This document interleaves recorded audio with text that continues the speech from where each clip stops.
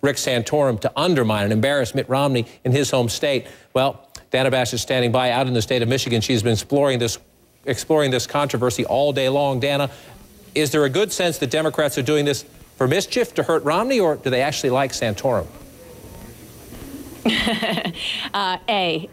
Definitely for mischief. Democrats I talked to admit that left and right, and it is to hurt Mitt Romney, not because they like Rick Santorum. And I happen to have a Democrat here, Bruce Fealk, who is one of those Democrats. Now, Bruce, you did not vote here, but you voted nearby here, and you're a Democrat. Correct. And who did you vote for? I voted for Rick Santorum. And what's the reason?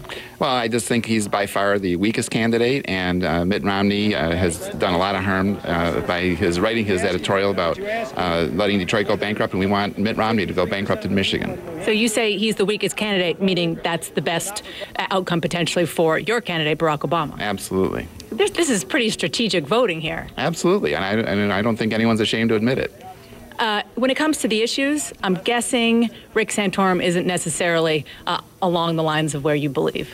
Absolutely not. Rick Santorum is so far to the right. He's going to take this country, if he were to be elected by some fluke, he would take this country back to the 18th century. Now, you know, people look at this and say, some people, even Democrats I talk to, say, give me a break. It is just wrong for a Democrat to go and vote for somebody that they vehemently disagree with.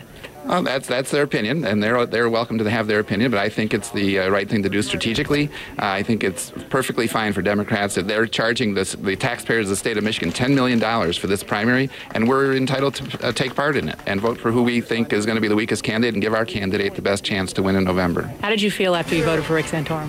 A little dirty. I went home and took a shower, and I felt fine. Thank you very, very much. I appreciate you talking to us. Sure. And we'll see, John, if Bruce's story is widespread enough that it really does make a difference. But I can tell you in talking to many Democrats today, including the chairman of this party here, who, of course, does not officially condone this, but is kind of winking and nodding, saying, I'm not going to necessarily try to stop it. They say that this wouldn't be an issue. Democrats wouldn't even be able to have an impact if Mitt Romney weren't as weak as he is right now, and if this wasn't such a close race with Rick Santorum. And as you well know, this state has a history of crossover voting. If you look back to 2000, I know Ari Fleischer is over there. George Bush did not win here because Democrats crossed over to vote for John McCain to try to hurt the then frontrunner, George Bush. Absolutely. Michigan does have a history, Dana, of what I'll call mischief voting. We'll see how it plays out again. 10% of our voters in today's primary, the Republican presidential primary in the state of Michigan, describes themselves as Democrats. We know half of that 10% voted for Rick Santorum. The question, Anderson, as we get later into the night and we start counting for votes, how close is the race? If it's not that close, might not matter. But in a very, very close race, it is possible. The Democratic crossover voters, you just heard that man right there saying he enjoyed what he did, but he needed a shower after, could potentially have an impact in the state of Michigan tonight on a very important night, Anderson, in our presidential nominating process. Yeah, let's talk to our analysts about it, David Gergen, Gloria Borger. Do you think it actually could make a big difference? I mean, 10%? If it's a very close race, anything can make a difference. I think what's so funny about the gentleman that Dana was interviewing is that he made it clear he doesn't like Rick Santorum. When you talk to the Santorum campaign, who has done robocalls trying to get these Democrats out to vote, they call them Reagan Democrats. He did not sound like a Reagan Democrat to me. He sounded like somebody who just wanted to make some trouble. There are a number of robocalls going out. We actually have one of the robocalls. This is not from the Santorum campaign. This is from a Democratic group. Let's listen in. On Tuesday, join Democrats who are going to send a loud message to Massachusetts Mitt Romney by voting for Rick Santorum for president.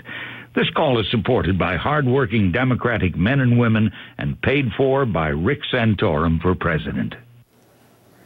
You know, some of the calls have pointed out that Mitt Romney, while he voted against, while he was opposed to the Detroit bailout, he voted for the bailout of Wall Street, and how unfair that is. And that's, you know, part of the Santorum speak to get these Democrats out. Right, and that was obviously from the Santorum folks, Yeah, I don't think we know yet, Anderson, whether it's going to make that much of a difference. It could, as Gloria says, if it's a very close race, it could tip it. I think the harder question is, would this taint a victory by Rick Santorum? And it would be very unusual, I think, for a candidate to have made these kind of robocalls. I have a hard time saying it would taint the victory. I have a hard time saying this is a dirty trick in particular, because it's out in the open. It's out in the open, and this is legit. I mean, listen, if you know, this is the way the Mitt system Romney works. has claimed all along with some justification. Look, I paid the taxes I was asked to pay.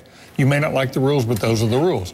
That's what's happening here in Michigan. These are the rules that Democrats can cross over. Ari Fletcher, I want to bring you into you, as John King mentioned, experienced this firsthand when your candidate was up against John McCain. It was miserable. Is this dirty tricks?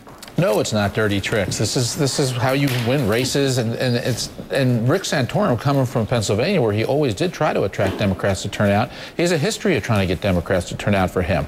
But I do remember in 2000, the Republican primary had only 48% Republican participation in it. It was 17% Democrat participation in it because John McCain drew those Democrats out, and the independents too. But the numbers this year, I think that there's going to be anecdotal reports. You're going to have some liberal mischief of people who came in to do it. But 7% of the voters turned out in 2008 were Democrat. It looks like 10% this year. It's not a big difference, especially when you consider Hillary and Barack Obama were on the ballot in 2008. So 7% when there was a huge other race going on, and now it's 10% with no other race going on. It's not Alex, you don't a look lot. convinced. Well, you know, it doesn't take much to tilt a tight race. And when you look at, for example, Tea Party voters in the exit polls, you would think that people who oppose the Tea Party wouldn't be voting for Rick Santorum. Guess what? They are. So there's some Democrats who've snuck into the electorate tonight, and we'll have to see how many there are, and do they make a difference in Ann Arbor, for example, young people who think politics is something that happens on the Jon Stewart show, right? Do they just go out and have fun voting against Mitt Romney and maybe tilt a CD? Mitt Romney has been arguing, though, and his campaign has been arguing, well, this is a sign that the Obama White House, the Democrats, are more scared of me than they are of Rick Santorum. I think they're less scared of him every day. He just performs so badly. He's a serious guy. He's, I think, very likely to wind up being the nominee. But this whole thing, I always think this is overblown. You remember when Senator Clinton and Senator Obama were running?